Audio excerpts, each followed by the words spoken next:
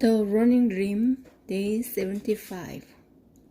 So I drink, and I take an energy gel, and I press on. 6 miles, I tell myself. Only 4 to go, 1 plus 1 plus 1 plus 1. It feels a little fuzzy in my head, like I've got the wrong number of ones, like I'm so fatigued that I can't even count to 4.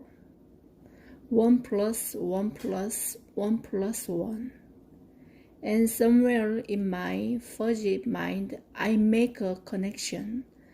That's how everything is done. 1 by 1 by 1 by 1. That's how I got through losing a leg. Minute by minute by minute by minute. Hour by hour by hour by hour. Day by day by day by day. That's how anybody makes it through anything. So I dig in and decide that's how I feel I'll face the miles ahead, 1 by 1 by 1 by 1. Something in that makes the pain easier to take, makes the effort easier to endure. And then near the 7-mile mark, I realize we're passing by the cemetery. I think about seeing Lucy's mom there the other morning. I think about her making it through what had to be the hardest days of her life, how she had to take the minutes, the hours, the days, the months, 1 by 1 by 1 by 1. Certainly, I'm grateful that the ones I'm counting off are miles. Miles I'm able to run, miles I asked for, miles I've worked hard to face. My ones are the distance between me and victory, but days between me and tragedy. Fiona's in step beside me, and I pant out, Lucy, and nod up to the cemetery. Oh, she says, and her face crinkles with sadness. We miss you, Lucy, I call up the hill. We miss you, Lucy, Fiona calls too. All of us glance at one another, then together we shout, We miss you, Lucy. The next stretch brings us back into neighborhoods. There aren't a lot of people out, but those who are loud and happy. Like the coffee has kicked in, and the clapping is keeping them warm. Go Rosa, they shout, and then they realize that they've seen us on TV.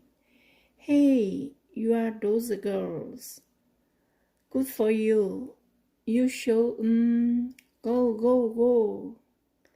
Mario and Gavin start off with their clappers again, and Rosa waves and giggles and shouts, Thank you to everyone who cheers for us and keeps me going by calling to me over her shoulder, This is the best day of my life. With each block, the crowds get thicker. People are out on their balconies getting an aerial view. Rosa waves and clicks her clapper, but I'm slumping again. And my hips are killing me. Mile 8, Gavin calls, pointing ahead. 2 to go, I tell myself. 1 and 1 more. I drink at the aid station, but only water. And although I try to eat the energy gel, I can't stomach it. The crowds grow noisier, but I turn inward. I feel like I've hit the rigor mortis bend of the river run.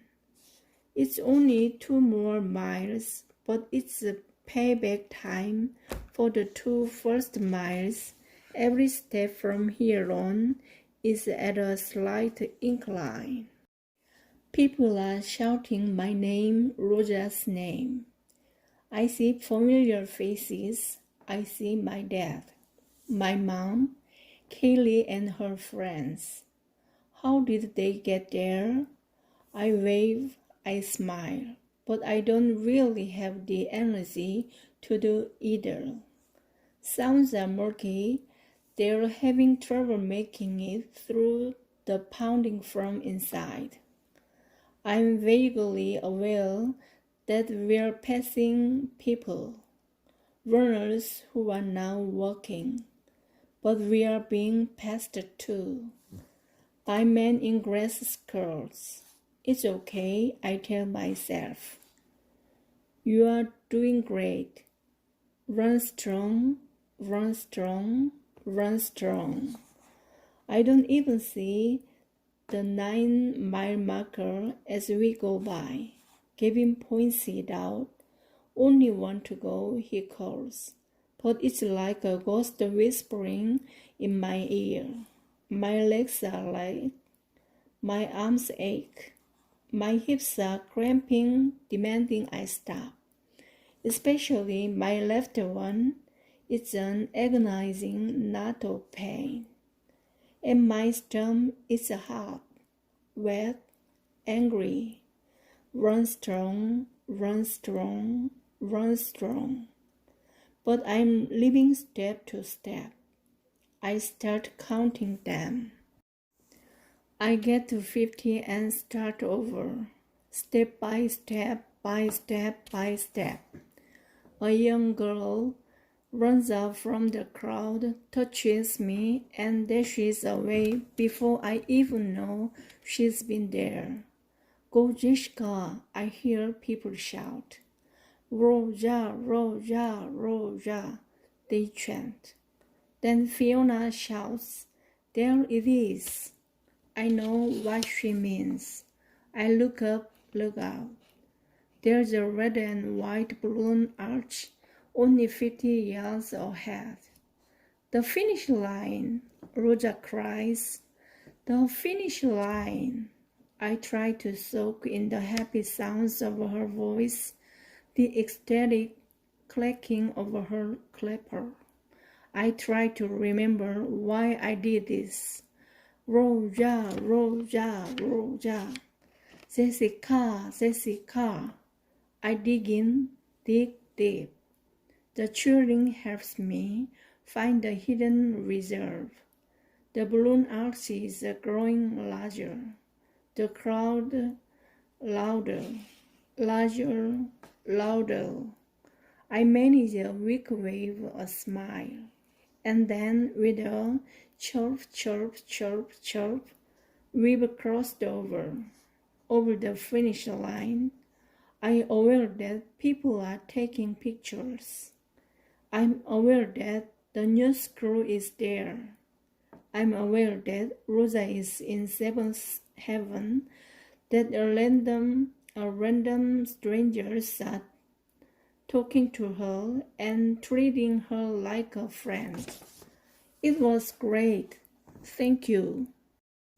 She's telling them as a race day helper cuts the timing chip off my shoe. I'm aware that my family and Carol are there telling me how proud they are. I'm aware that we are all making our way over to Regatta Park, where the breakfast celebration is being held. It's all sort of fuzzy in my head because I'm shaky and exhausted, but I'm also aware that I'm very, very happy. I'm surrounded by friends, by family, by my teammates and coach, and by warm, supportive strangers. They've all helped me in some way get over the finish line. But as we gather in Regatta Park, and help ourselves to scrambled eggs, orange juice, and bagels, I realized something. That wasn't a finish line for me. 8 months ago, it was a Herculean effort to walk myself and my IV stand to the bathroom. Today I ran my friend 10 miles across her first finish line. 8 months ago, I couldn't do anything. This race has made me believe that there's nothing I can do. This is my new starting line.